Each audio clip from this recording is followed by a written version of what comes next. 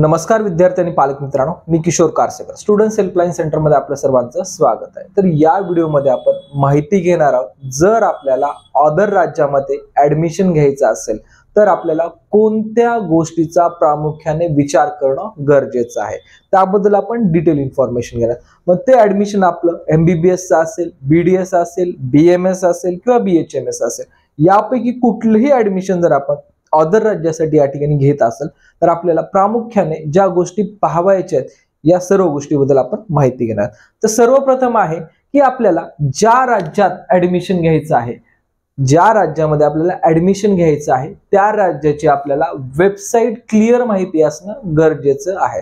कारण आपण महाराष्ट्रात ऍडमिशन घेत असतो तर आपल्याला क्लिअरली माहित आहे आपली वेबसाईट mahacetcell.org.in हे वेबसाईट आहे। पण जेव्हा आपण अदर राज्याची प्रवेश प्रक्रियेचा आपण या ठिकाणी विचार करतो त्यावेळी आपल्याला जेही त्या राज्याची ऑफिशियल वेबसाईट आहे या वेबसाईटची माहिती असणं खूप जास्त आवश्यक असणार आहे।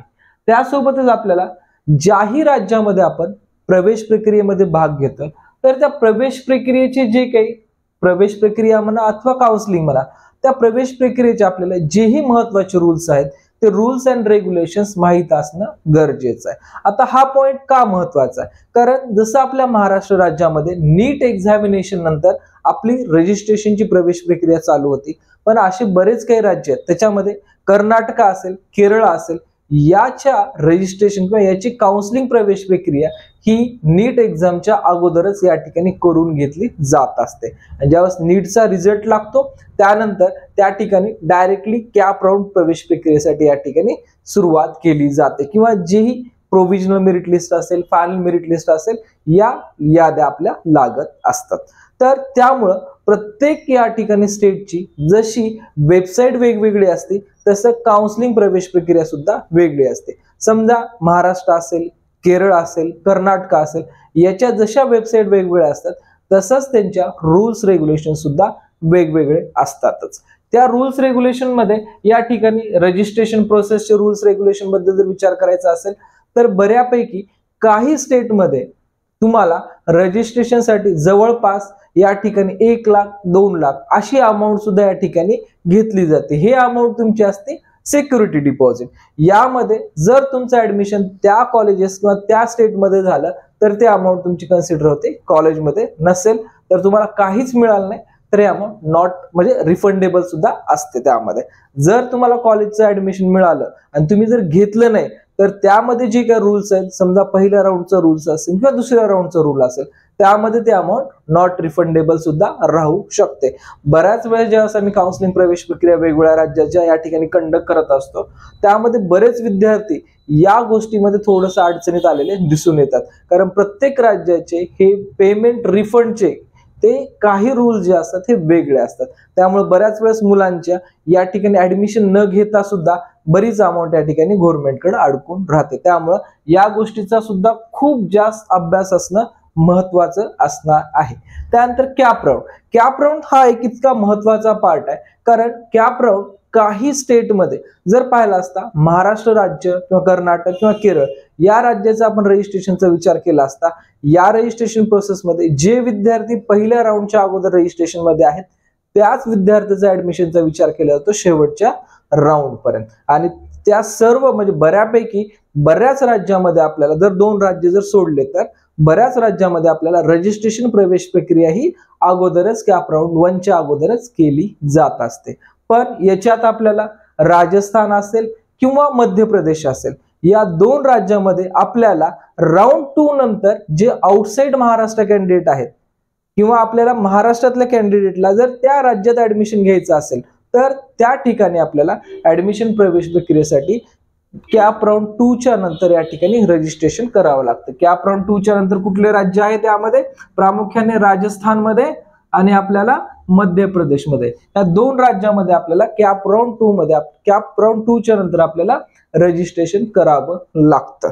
त्यानंतर आपल्याला नीट मार्क्स, आता नीट मध्ये जे काही आपले मार्क्स येणार आहेत या मार्क्सचा सुद्धा आपला विचार करणं गरजेचं आहे। आपले मार्क्स का विचार करणं गरजेचं आहे, कारण लास्ट इयरला नीटच्या किती मार्क्सला ते कॉलेज मिळालं होतं आणि यावर्षी त्याचा रँक किंवा ते मार्क्स किती असू शकतात याबद्दल थोडक्यात अभ्यास असणं सुद्धा आपल्याला फायदेशीर राहू शकतो. कारण बऱ्याच वेळेस मुलांना बाहेर राज्यात जायचं असतं, त्यावेळेस काय विचार करतात की मला किती जरी कमी मार्क्स असतील तर ऍडमिशन या ठिकाणी मिळून जातं. पण वास्तविक पाहता या 2 ते 3 वर्षात ही परिस्थिती उलट झाली आहे. तर प्रत्येकाला प्रत्येक राज्याच्या काउन्सिलिंग प्रोसेस बद्दल माहिती मिळत असल्यामुळं त्यामुळे ह्या प्रोसेस खूप सोप्या होऊन गेलेल्या आहेत. त्यामुळे नीट मार्क्सानुसार सुद्धा तुम्हाला कुठल्या राज्यात ऍडमिशन घ्यायचं आहे याबद्दल माहिती असणं गरजेचं आहे. कारण बऱ्याच वेळेस विद्यार्थी केरळ राज्याचा फॉर्म भरतात, काही विद्यार्थी कर्नाटकचा फॉर्म भरतात आणि बरेच असे विद्यार्थी येतात की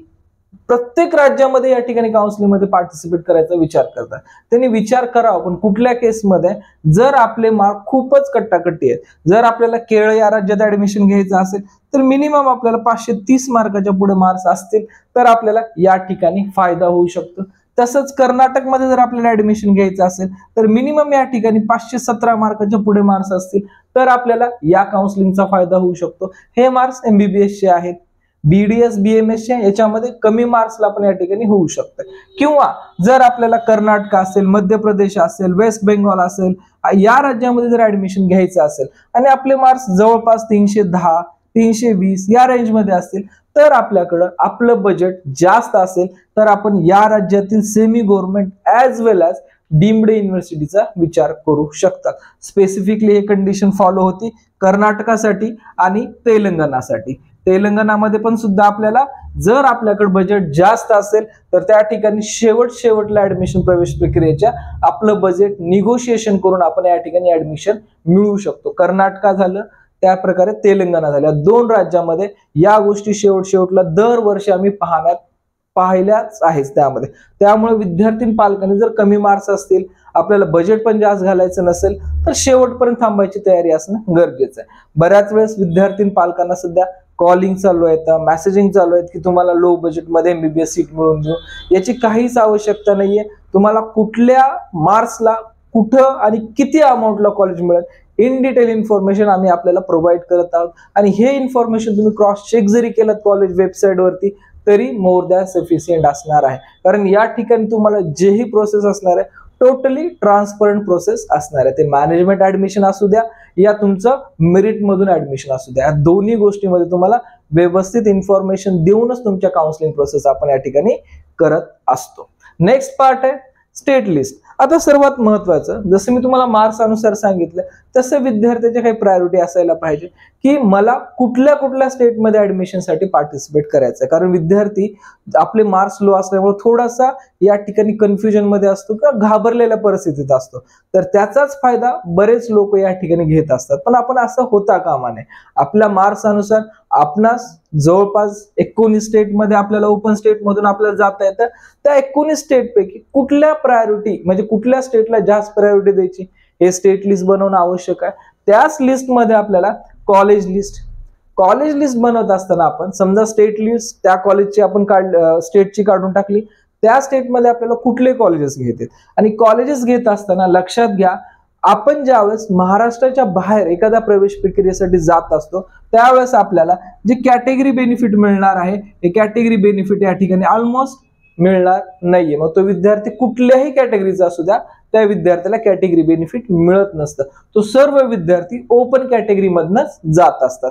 त्यामुळं आपणास ज्यावेळेस आपण कॉलेज लिस्ट बनवू जवळपास आपली मिनिमम किती जरी झालं, जर केरळ राज्यात घेत असेल तर 6 लाख रुपये जाणार आहेत. पण अदर राज्याचा जर आपण विचार केला तर जवळपास हेच अमाऊंट तुमची 10 लाखापासून ते कमीत कमी तुम्हाला या ठिकाणी 22 लाखापर्यंत जात असते. जर आपण एवढे पैसे इन्व्हेस्ट करत असू तर आपलं एक कर्तव्य पण बनतं की ज्या ठिकाणी आपण ऍडमिशन घेता त्या ठिकाणी हॉस्पिटल कनेक्टिव्हिटी असावी, त्या ठिकाणी तुम्हाला पेशंटचं असावे याच्यासाठी, त्यानंतर तुमचं जे हॉस्पिटलचं ऍटमॉस्फिअर आहे, त्यानंतर पेशंटसाठी प्रॅक्टिस आहे किंवा जे काही तुम्हाला मेडिकल दृष्ट्या जे गोष्टी आवश्यक आहेत त्या सर्व गोष्टी त्या सर्व सोयी जर त्या ठिकाणी असतील तर आपण हे जे 10 लाख 22 लाख रुपये जेवढे काही गुंतवत आहेत याचा आपल्याला या ठिकाणी फायदा होणार आहे. कारण आपण जर एवढे पैसे घालत असेल तर आपण त्या लेवलचे कॉलेजेस सुद्धा चॉईस करणं खूप जास्त महत्वाचं असतं. विद्यार्थी याच ठिकाणी चुकतात की या ठिकाणी एखादी 5-50 रुपये वाचावं म्हणून एखाद्या चांगल्या दर्जाचं कॉलेज सोडून या ठिकाणी कमी दर्जाच्या कॉलेजला या ठिकाणी ऍडमिशन घेत असतात. याचा तुम्हाला 4 वर्ष ज्यावेळेस तुम्ही प्रॅक्टिस करत असतात किंवा त्या हॉस्पिटलला पेशंट फ्लो नसेल तर तुम्हाला बऱ्याच अडचणीला फेस करावं लागत असतं. त्यामुळं एवढी अमाऊंट आपली जात आहे तर आपण चांगल्याच कॉलेजची निवड करणं आवश्यक असणार आहे. त्यानंतर कॉलेज फीस. आता कॉलेज फीसचा जर आपण या ठिकाणी जर विचार केला तर बऱ्याच ठिकाणी ज्यावेळेस आपण अदर स्टेट ऍडमिशन मध्ये जात असतो तर बऱ्याच ठिकाणी तुम्हाला ज्या वेबसाईट वरती कॉलेजच्या फीस असतात, लक्षात घ्या वेबसाईट वरच्या फीस पाहिल्यानंतर आपल्याला त्या ठिकाणी फक्त कॉलेज फीस आणि आपल्याला ट्युशन फी या दोन फीसच आपल्याला मेन्शन होत असतात त्या ठिकाणी. पण कॉलेजमध्ये काही बँक गॅरंटी पण असते. काही कॉलेजेसमध्ये, काही राज्यामध्ये तुम्हाला 1 वर्षाची फीस जी असते ते बँक गॅरंटी म्हणून द्यावं लागतं. काही कॉलेजेसमध्ये तुम्हाला रिफंडेबल डिपॉझिट स्वरूपात तुमच्याकडून 3 ते 4 लाख रुपये या ठिकाणी चार्ज केला जातो. काही असे कॉलेजेस असतात की त्या कॉलेजेसमध्ये तुमचं जे फीस आहे या फीसच्या व्यतिरिक्त काही हिडन फीस असतात. त्या जवळपास तुम्हाला मिनिमम 2 लाख आणि मॅक्झिमम 4 लाखाच्या रेंजमध्ये या हिडन फीस आपल्याला दिसून येतात. आणि यातच आपल्याला काही कॉलेजेसमध्ये हॉस्टेल कंपल्सरी असते आणि हॉस्टेलची जर एकंदरीत फीसचा विचार केला तर या ठिकाणी 4 ते 5 लाखाच्या रेंजमध्ये सुद्धा आपल्याला हॉस्टेल असतात. त्यामुळं आपल्या ज्यावेळेस ऍडमिशन होतं आणि त्यावेळेस आपल्याला जर काही पर्याय राहत नसेल तर या ठिकाणी आपली पिळवणूक जर करून घ्यायची नसेल तर आपल्याला या सर्व गोष्टीची माहिती असणं सुद्धा खूप जास्त महत्वाची असते. कारण या माहितीमुळे बऱ्याच विद्यार्थ्यांचं ऍडमिशन शेवटच्या मोमेंटला कॅन्सल होतं. कारण अनवॉन्टेड अननेसेसरी 5-6 लाख रुपये वाढतात.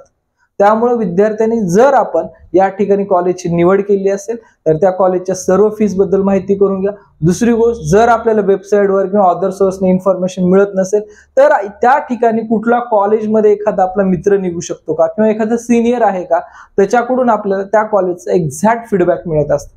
तर त्या अनुषंगाने त्या सुद्धा गोष्टी करणं तुम्हाला खूप जास्त महत्वाचं असणार आहे. कारण ऐन टायमाला या जर आपण अदर स्टेटमध्ये जायच्या प्रोसेसमध्ये पार्टिसिपेट केलं असेल तर बऱ्याच राज्याच्या प्रोसेस ह्या एकत्र चालत असतात.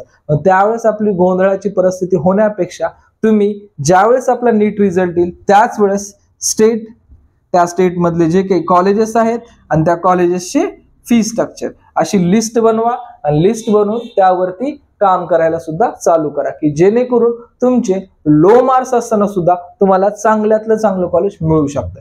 ज्या विद्यार्थ्याला आपल्या इकडच्या काउन्सिलिंगवरती आपल्या काउन्सिलिंगवरती फुल ट्रस्ट आहे असे विद्यार्थी या ठिकाणी विदाउट एनी डोनेशन मध्ये सुद्धा या ठिकाणी स्ट्रे वॅकन्सी मॉप अप राऊंड पर्यंत थांबून चांगल्यातलं चांगलं कॉलेज मिळवून घेतलेले आहेतच. ठीक आहे.